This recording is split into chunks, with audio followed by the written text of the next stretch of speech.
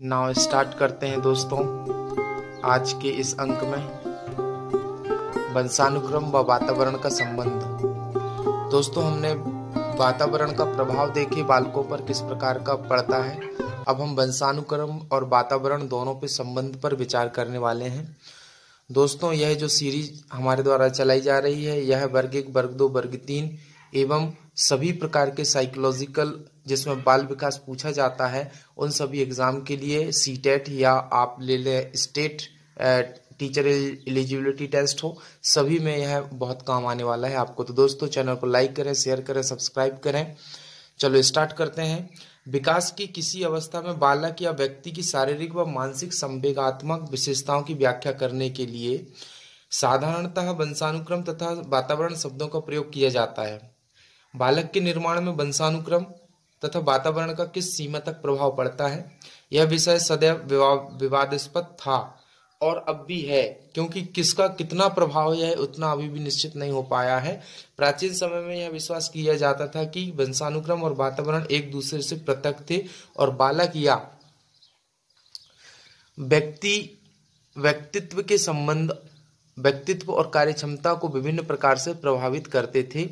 यह आधुनिक समय में इस धारणा में पर्याप्त परिवर्तन हो गया है। अब हमारे इस विश्वास में निरंतर वृद्धि होती चली जा रही है कि व्यक्ति बालक, किशोर या प्रौढ़ के रूप में जो कुछ सोचता है, करता है या अनुभव करता है, वंशानुक्रम के कारकों व वातावरण के प्रभावों के पारस्परिक संबंधों का परिणाम है। अब हम ये निश्चित हो चुके हैं। हमारे विश्वास में निरंतर वृद्धि के कारण है। हमारे विश्वास में निरंतर वृद्धि के कारण कौन कौन से हैं?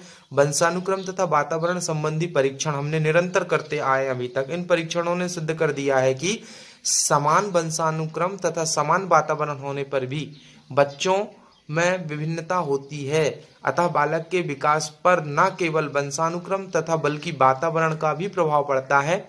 इसकी पुष्टि करते हुए महान मनोवैज्ञानिक क्रो ने लिखा है कि व्यक्ति का निर्माण न केवल वंशानुक्रम और न केवल वातावरण से होता है, वास्तव में यह जैविक दाय और सामाजिक विरासत के एकीकरण की उपज है। मतलब दोनों का मिला जुला रूप ही व्यक्ति के व्यक्तित्व का विकास निर्धारित करता है, जो कि वातावरण और वंशानुक्रम का मिला जुला रूप है। ऐसा क्रो कहना चाहते हैं हमसे। वंशानुक्रम एवं वातावरण का सापेक्षिक सिद्धांत। बालक की शिक्षा व विकास में वंशानुक्रम तथा वातावरण के सापेक्षिक महत्व को निम्नलिखित प्रकार से व्यक्त किया जा सकता है। एक पहला कारण यह है कि वंशानुक्रम व वातावरण की अपृथकता मतलब अलग अलग नहीं है। Non separation of heredity and environmental. शिक्षा की किसी भी योजना में वंशानुक्रम तथा शरीर का संबंध है, उसी प्रकार वंशानुक्रम और वातावरण का भी संबंध है। अतः बालक के सम्यक विकास के लिए वंशानुक्रम और वातावरण का संयोग अनिवार्य है। महान मनोवैज्ञानिक मैकाइवर एवं पेज ने लिखा है, क्या कहते हैं कि जीवन की प्रत्येक घटना दोनों का परिणाम होती है। इसमें या इनमें से एक परिणाम के लिए उतना ही आवश्यक है जितना कि दूसरा। कोई ना तो कभी हटाया जा सकता है और ना कभी पृथक किया जा सकता है, ऐसा उनका मानना था। वंशानुक्रम व वातावरण का साधन। वंशानुक्रम व वातावरण का समान महत्व, equal importance of heredity and environment. हमें साधारणतः यह प्रश्न सुनने को मिलता है कि बालक की शिक्षा और विकास में वंशानुक्रम अधिक महत्वपूर्ण है या वातावरण।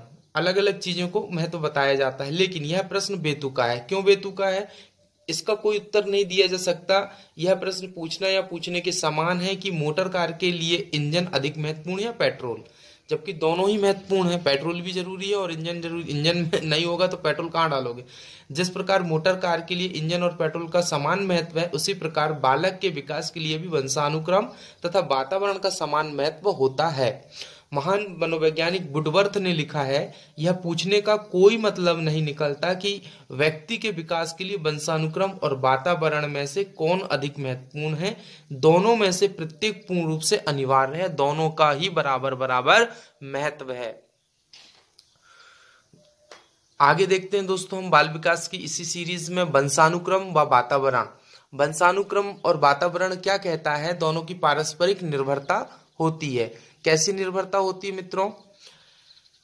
वंशानुक्रम और वातावरण में पारस्परिक निर्भरता, ये एक दूसरे के पूरक, सहायक व सहयोगी होते हैं।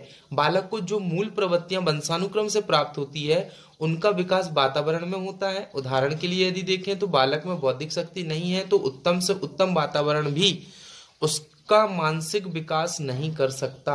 इसी कारण बौद्धिक शक्ति वाला बालक प्रतिकूल वातावरण में अपना मानसिक विकास नहीं कर सकता।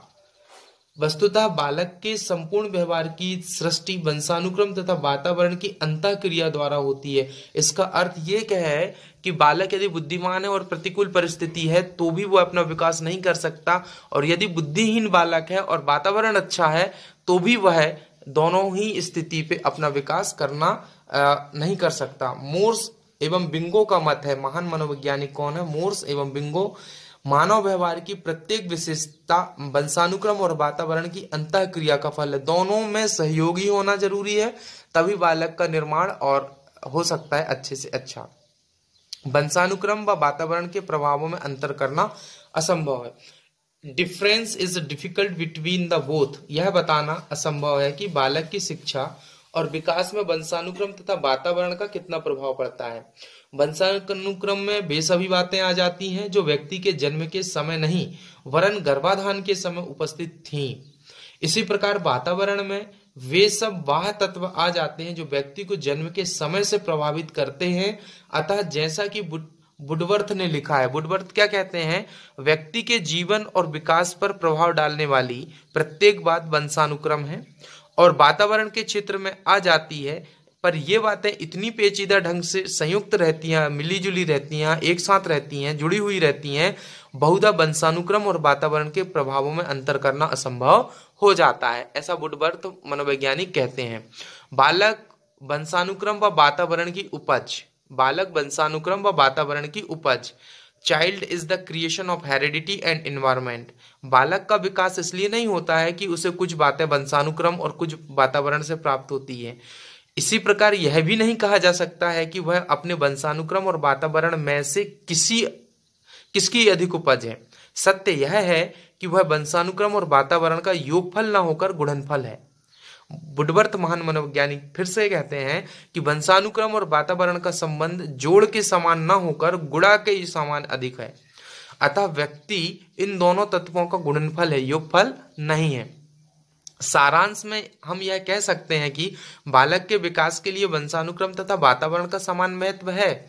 उसके निर्माण में दोनों का समान योग है। इनमें से एक की भी अनुपस्थिति में उसका सम्यक विकास असंभव है। गैरेट महान मनोवैज्ञानिक का कहना है कि इससे अधिक निश्चित बात और कोई होती नहीं है कि वंशानुक्रम और वातावरण एक दूसरे को सहयोग देने वाले प्रभाव हैं और दोनों ही बालक की सफलता के लिए अनिवार्य है।